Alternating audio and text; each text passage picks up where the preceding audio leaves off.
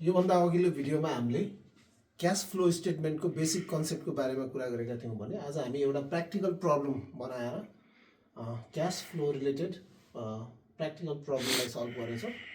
यहाँ practical problem मैले एउटा नमुनाको लागि लिएको छु। The balance sheet of a company as on Asar 31 is as follows. यहाँ ब्यालेन्स सिट दिएको छ, लाइबिलिटिज इयर 1 इयर 2 2 इयर्सको ब्यालेन्स सिट दिएको हुन्छ हामीलाई प्र्याक्टिकल प्रब्लम्समा। Assets year 1 year 2। अब यसमा हामीले एडिसनल इन्फर्मेसन हामीलाई दिएको छ, sales revenue, cost of goods sold, purchase of fix assets, interest on debenture, administrative expenses, tax paid during the year, dividend paid र सेल्स अफ फिक्स एसेट्स। रिक्वायरमेन्टमा cash flow statement using direct method.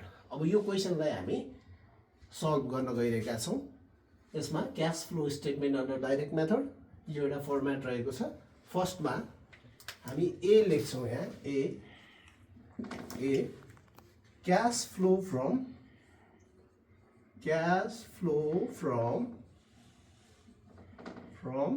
operating activities,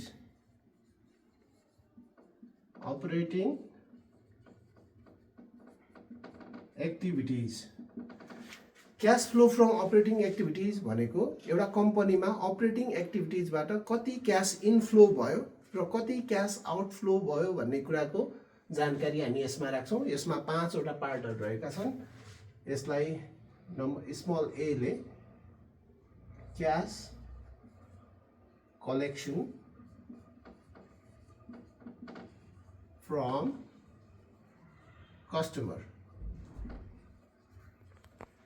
cash collection from customer रहेको छ। Cash collection from कस्टमरमा हामीले कुन कुन वेबाट कस्टमरबाट cash collection गर्छौँ। अब यहाँ हेर्न सक्छौँ हामी, यहाँ लाइबिलिटिज साइडतिर र एसेट साइडतिर। सुरुमा यहाँ सेल्स रेभेन्यू दिएको छ हामीलाई, सेल्स रेभेन्यू 12 लाख। यसमा हामी लेख्छौँ सेल्स रेभेन्यू पर्छ यसमा RS 12 lakh. 12 lakh sales revenue 12 lakh. हामीले यहाँ भएको एडिसनल इन्फर्मेसनको सेल्स रेभेन्यूलाई हामीले अपरेटिङ एक्टिभिटीको क्यास कलेक्सन फ्रम कस्टमरमा देखाउँछौँ। त्यसै गरी अब एसेट साइडमा हामी हेर्छौँ क्यास कलेक्सन फ्रम कस्टमरमा यहाँ डेटर्स भन्ने छ। डेटर्स भनेको आसामीहरू जसलाई हामीले उधारोमा सामान बिक्री गरेका हुन्छौँ। अब हेर्नुहोस्, डेटर्स यहाँ इयर 1 मा कति छ 4,30,000, इयर 2 मा कति छ 3,20,000। इयर 2 मा 3,20,000, इयर 1 मा 4,30,000 भनेपछि इयर 2 मा डेटर्स घटेको छ। के भएको छ? घटेको छ भनेपछि यहाँ लेख्छौँ डिक्रिज इन डेटर्स। कतिले डिक्रिज भएको छ भने 1,10,000 ले, भनेको लास्ट इयरमा हाम्रो उठाउनु पर्ने पैसा 4,30,000 थियो भने यो वर्ष 3,20,000 भयो भनेपछि उठाउनु पर्ने पैसा के भयो? उठ्यो। मतलब क्यास इनफ्लो भयो। एसेट साइड डिक्रिज हुँदाखेरि क्यास इन्फ्लो हुन्छ। डेटर्स डिक्रिज भयो, डेटर्स घट्यो, उठ्नु पर्ने पैसा उठ्यो भनेपछि यो पनि प्लस हुन्छ 1,10,000। 1,10,000 सेल्स रेभेन्यू देखायौँ, डेटर्स देखायौँ हामीले क्यास कलेक्सन फ्रम कस्टमरमा। अब यसलाई हामी अरू आइटमहरू छ भने हेर्छौँ हामी। यसमा receivable, account receivable, bills receivable भनेको हुनसक्छ क्वेसनमा, त्यो भनेको पनि डेटर नै हो। हामी यसमा क्यास कलेक्सन फ्रम कस्टमरमा देखाउँछौँ त्यसलाई। र यसको टोटल यहाँ लेख्छौँ 13,10,000, 13,10,000। क्यास कलेक्सन फ्रम कस्टमरमा 13,10,000। Number B cash paid to suppliers. Cash paid to सप्लायरमा अब हामीले सप्लायरलाई क्यास तिरेको कुराहरू यहाँ देखाउँछौँ, जुन चाहिँ नै आउटफ्लो आउटफ्लो देखाउँछ यो क्यास पेड टु सप्लायर्सले। यहाँ एडिसनल इन्फर्मेसनमा हामीलाई यसको रिक्वायरमेन्टको लागि कस्ट अफ गुड्स सोल्ड दिएको हुन्छ। हामीले यहाँ लेख्छौँ cost of goods sold. Cost of goods sold, cost of goods sold कति छ हामीलाई 8 लाख दिएको छ। यहाँ 8 लाख। त्यसै गरी हामीले यहाँ एसेट साइडमा के देखिराखेका छौँ हामीले इन्भेन्ट्री भनेको हामीसँग रहेको स्टक हो। त्यो स्टकलाई हामीले हेर्छौँ। यहाँ पहिला इयर 1 मा 1 लाख छ, इयर 2 मा 1,50,000 छ भनेपछि 1,50,000 ले लास्ट इयर भन्दा करेन्ट इयरमा स्टक बढ्यो भनेपछि हामीले सामान के गर्यौँ किन्यौँ भन्ने बुझिन्छ, जसको कारणले गर्दा के भयो क्यास आउटफ्लो भयो। यसलाई हामी के देखाउँछौँ increase in inventory. Increase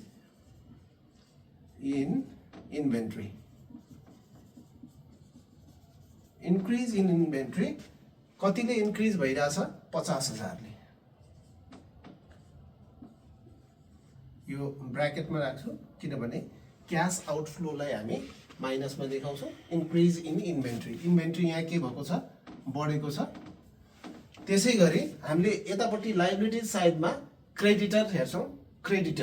liabilities साइडमा क्रेडिटर्स हेर्छौँ। क्रेडिटर्स भनेको हामीले तिर्नुपर्ने तिर्नुपर्ने कति छ। क्रेडिटर्स इयर 1 मा 2 लाख छ, इयर 2 मा 2,50,000 छ है। इयर 1 मा 2 लाख, इयर 2 मा 2,50,000 छ। अब लाइबिलिटी इन्क्रिज भयो भने क्यास इन्फ्लो हुन्छ। नर्मली लाइबिलिटिज हामीले तिर्नुपर्ने 2 लाख रुपियाँ थियो लास्ट इयर, यो वर्ष हामीले तिर्नुपर्ने 2,50,000 छ भने त्यो 50,000 तिरेन, कम्पनीमै रह्यो भनेपछि हाम्रो चाहिँ नि यसमा के भइरहेछ इन्क्रिज इन क्रेडिटर्स इन्क्रिजेस कतिले 50,000 ले क्रेडिटर्स इन्क्रिज भयो 50,000 ले भनेपछि त्यसलाई प्लस गर्यो हामीले क्रेडिटर्स इन्क्रिज भइरहेछ 50,000 ले। अब हामीले यसलाई क्लोज गर्छौँ। नर्मली यहाँ चाहिँ नि क्रेडिटर्स र इन्भेन्ट्री त्यसै गरी कस्ट अफ गुड्स सोल्ड दिएको हुन्छ नर्मल प्रब्लम्सहरूमा। त्यसै गरी 50,000 8 लाख भनेपछि यसको टोटल ब्र्याकेटमा अर्थ यो माइनसमा अर्थात् आउटफ्लो हो भन्ने जनाउँछ। यहाँ 8 लाख।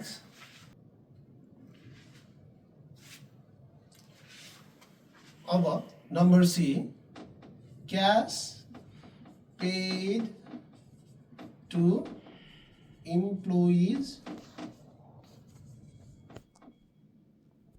employees and others। यसमा हामीले अस्ति कन्सेप्चुअल भिडियोमा अपरेटिङ एक्सपेन्सेसहरू राखेका थियौँ। यसमा cash paid to employees normally यसमा अपरेटिङ एक्सपेन्सेसहरू पर्छ। अब हामी यहाँ क्वेसनमा हेर्छौँ तल यहाँ ई नम्बरको एडिसनल इन्फर्मेसनको नम्बर ईमा एडमिनिस्ट्रेटिभ एक्सपेन्सेस छ। यसलाई हामी यहाँ राख्छौँ एडमिनिस्ट्रेटिभ एक्सपेन्सेस। एडमिनिस्ट्रेटिभ एक्सपेन्सेस कति छ 1,20,000 1,20,000 1,20,000 हामीले एडमिनिस्ट्रेटिभ एक्सपेन्सेस यहाँ राख्यौँ। त्यसै गरी अब हामीले लाइबिलिटी साइडमा यहाँ आउटस्ट्यान्डिङ एक्सपेन्सेस पेएबल तिर्न पर्ने एक्सपेन्सेस तिर्न पर्ने आउटस्ट्यान्डिङ एक्सपेन्सेस भनेर पनि हुन सक्छ। इयर 1 मा एक्सपेन्सेस पेएबल तिर्न पर्ने खर्च 50,000 छ, इयर 2 मा 70,000 छ। अर्थात् increase in expenses payable increase in expenses payable कतिले इन्क्रिज भएको छ इयर 1 मा 50,000 थियो, इयर 2 मा 70,000 भयो 20,000 20,000 यो एडमिनिस्ट्रेटिभ एक्सपेन्सेसले गर्दाखेरि कम्पनीको क्यास आउटफ्लो भएकोले यसलाई हामी ब्राकेटमा राख्छौँ र इन्क्रिज इन एक्सपेन्सेस पेबल तिर्न पर्ने खर्च तिरेनौ बढ्यो अझै भनेपछि क्यास होल्ड भयो र त्यसको कारणले increase in expenses is positive inflow र यसलाई हामी अहिले यहाँ हेर्दाखेरि cash paid to employee and अदरमा यहाँ चाहिँ नि यति नै छ त्यसैले हामीले यसलाई पनि क्लोज गर्छौँ र ब्राकेटमा भनेको माइनस 1,20,000 आउटफ्लो र 20,000 इनफ्लो भनेपछि यो 1 लाख यसमा आउटफ्लो भएको देखियो त्यसै गरी अब हामी नम्बर डी ट्याक्स पेड यहाँ हामी एडिसनल इन्फर्मेसनमा एफ नम्बरमा tax paid during the year कति राखेको छ यहाँ 60,000 यसलाई हामी सिधै यहाँ 60,000 राख्छौँ र यहाँ पनि टोटल यसको 60,000 नै भयो त्यसपछि नम्बर ई ट्याक्स पेड पछि इन्ट्रेस्ट पेड अथवा जे छ यहाँ हामीलाई दिएको इन्ट्रेस्ट अन डिबेन्चर त्यही राख्दा पनि भयो interest on debenture interest on debenture कति छ 10,000 यहाँ 10,000 रहेको छ interest on debenture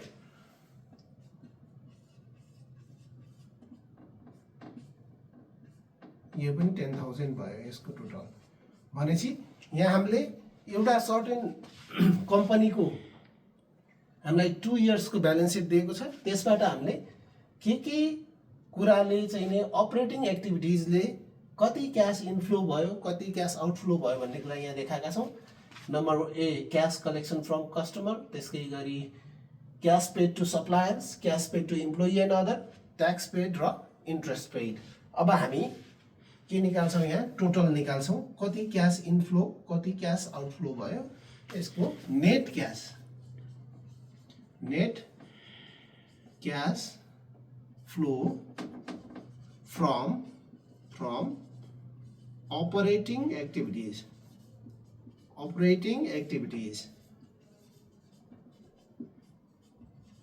net cash flow from operating activities अब यो A B C D र E सबैलाई जोड्छौँ हामी यहाँ ब्र्याकेटमा देख्न सक्छौँ A plus B plus C plus D plus E अब यहाँ चाहिँ नि A plus B plus C plus D plus E गर्दाखेरि 13,10,000 पोजिटिभ छ हामीसँग बाँकी सबै आउटफ्लोहरू रहेका छन् यो गर्दाखेरि हामीलाई के आउँछ net cash flow from operating activities र हामीले यहाँ net cash flow from operating activity A plus B plus C plus D plus E सबै गर्दाखेरि यहाँ 3,40,000 पोजिटिभमा हामीले पाएका छौँ 13,10,000 cash collection from customer positive inflow र सबै आउटफ्लोलाई यहाँ समेसन गर्दाखेरि 3,40,000 हाम्रो net cash flow from operating activity रहेको छ हामीले net cash flow from operating activities पत्ता लगाइसकेका छौँ यहाँबाट हामीलाई गिभन डेटाबाट र यसलाई हामीले क्यापिटल A ले इन्डिकेट गर्छौँ net cash flow from operating एक्टिभिटिजलाई अब number B cash flow from investing activities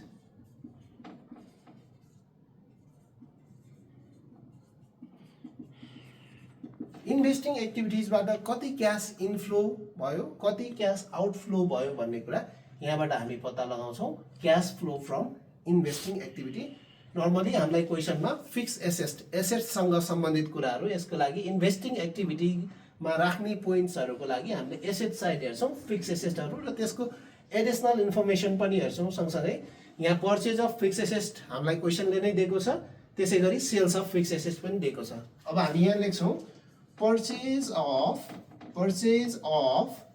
fixed assets purchase of fix asset, purchase of fix asset कति छ 3,50,000, 3,50,000।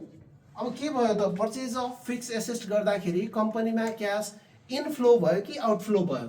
सामान किन्यौ, एसेट्स हामीले किन्यौ, पर्चेज अफ फिक्स एसेट हामीले किन्दाखेरि के भयो त क्यास आउटफ्लो भयो।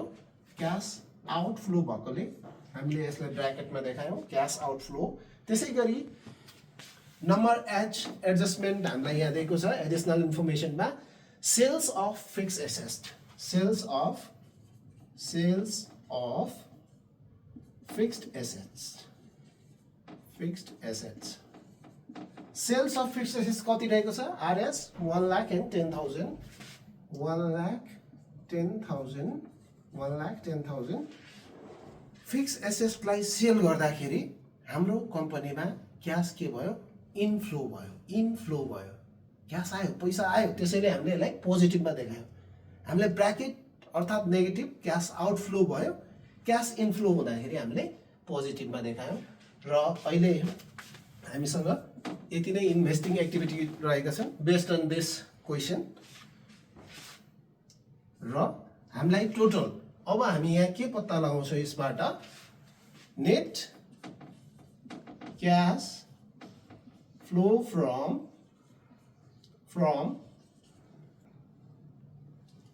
Net cash flow from investing activity पाउँछौँ हामीले। यहाँ क्यास फ्लो फ्रम इन्भेस्टिङ एक्टिभिटीको हामीले पर्चेज अफ फिक्स एसेट र sales of fix asset, purchase of fix एसेटबाट क्यास आउटफ्लो भयो, हामीले किन्दाखेरि पैसा तिर्यौँ, र सेल्स अफ फिक्स एसेट्सबाट क्यास इनफ्लो भयो, र net cash flow from investing एक्टिभिटिजलाई हामीले बी क्यापिटल बीले इन्डिकेट गर्छौँ। यहाँनिर 2,40,000 किन डिडक्ट भयो भने एउटा इनफ्लो छ अर्को आउटफ्लो रहेको छ, यसलाई हामी ब्र्याकेटमा राख्छौँ। त्यसै गरी अब number C cash flow from financing activities, financing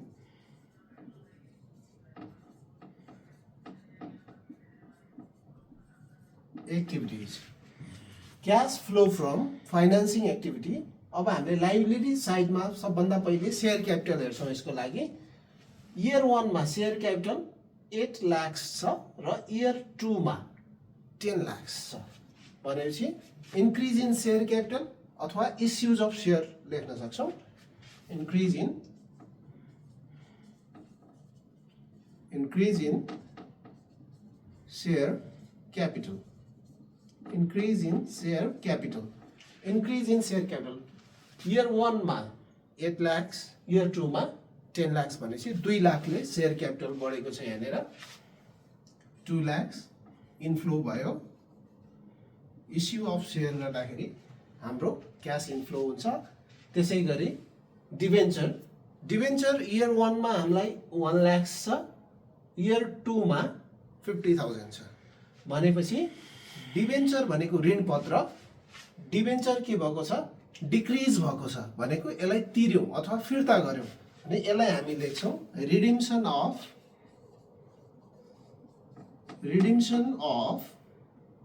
of debenture. रिडिम्सन of debenture कतिले 50,000 डिभेन्चर रिडिम गर्दाखेरि क्यास के भयो आउटफ्लो भयो, त्यसैले यसलाई हामीले नेगेटिभ आउटफ्लो, क्यास आउटफ्लो। हामीले share capital, issues of share र डिभेन्चरको कुराहरू गऱ्यौँ यहाँ। त्यसपछि हामीलाई एडिसनल इन्फर्मेसनमा डिभिडेन्ड पेड, लाभांश भुक्तानी दिएको छ। Dividend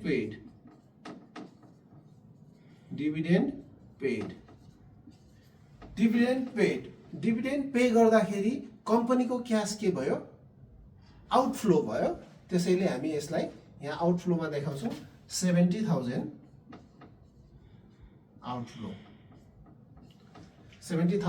outflow dividend paid. हामीले यहाँ हामीलाई प्रोभाइडेड इन्फर्मेसन प्र्याक्टिकल प्रब्लमको लागि हामीलाई यहाँ प्रोभाइड गरेको थियो एउटा कम्पनीको ब्यालेन्स सिट 2 इयर्सको, त्यसबाट हामीले net cash flow from operating activities, investing activities र फाइनान्सिङ एक्टिभिटिजको हामीले पत्ता लगाएका छौँ, क्यास इनफ्लो र आउटफ्लो। अब यहाँबाट हामीले के पाउँछौँ भने net cash flow from financing activities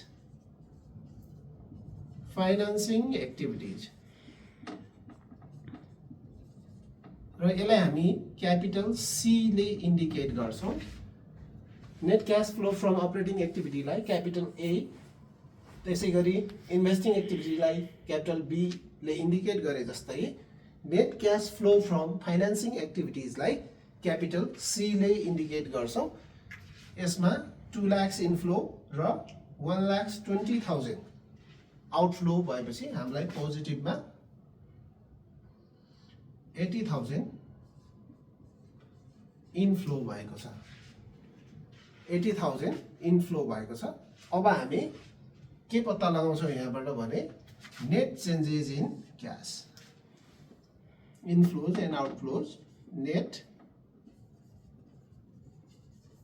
changes in cash और क्यास इक्विभ्यालेन्ट। यसलाई हामी के गर्छौँ A plus B plus C, A plus B plus C.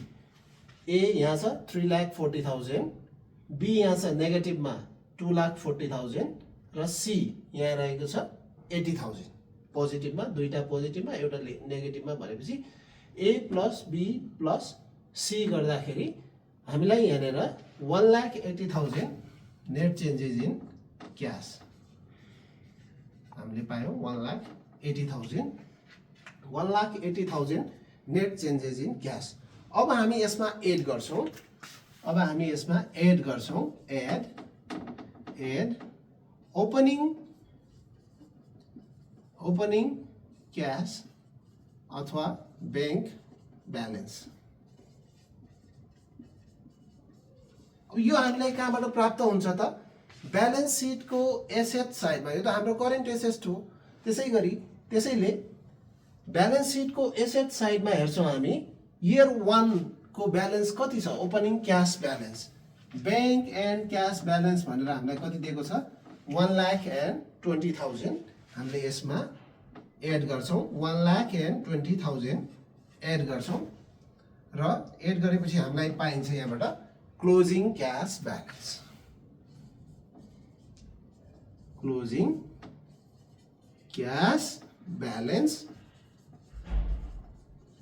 Closing cash balance कति 3 लाख।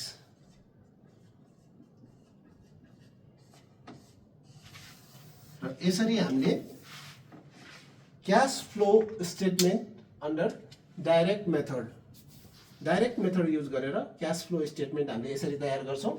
हामीले यहाँ ओपनिङ क्यास ब्यालेन्स जोडिसकेपछि यहाँ 3 लाख क्लोजिङ क्यास ब्यालेन्स हामीले प्राप्त गरेका छौँ। सो क्यास फ्लोसँग रिलेटेड प्र्याक्टिकल प्रब्लम सल्भ गर्दाखेरि हामी 3टा एक्टिभिटिजको क्यास इनफ्लो र आउटफ्लोलाई डिटरमाइन गर्दै क्लोजिङ क्यास ब्यालेन्स पत्ता लगाउँछौँ। हामीलाई यहाँ दिएको क्वेसन अनुसार हामीले यहाँ क्यास फ्लो स्टेटमेन्टलाई डाइरेक्ट मेथड युज गरेर सल्भ गरेका छौँ। धन्यवाद।